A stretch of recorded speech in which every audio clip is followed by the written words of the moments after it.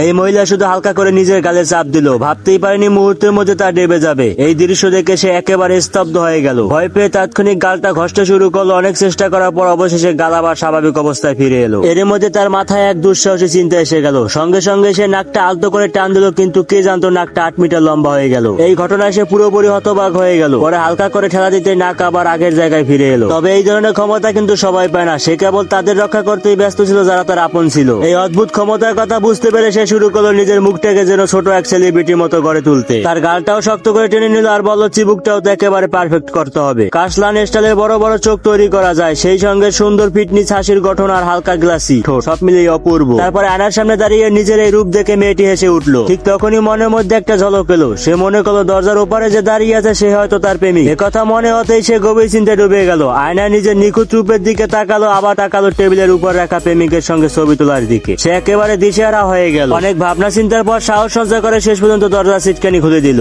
শেষে নিজের আসল রূপ দেখিয়ে প্রেমিকের সামনে দাঁড়ালো। প্রেমিক তাকে দেখে একটুও বিরক্ত হলো না, বরং উল্টো বলল চলো তোমায় আমার বাবা মায়ের সঙ্গে পরিচয় করিয়ে দিই। এতে মেয়েটি বিশ্বাস করতে লাগলো এটাই তো সত্যিকারের ভালোবাসা।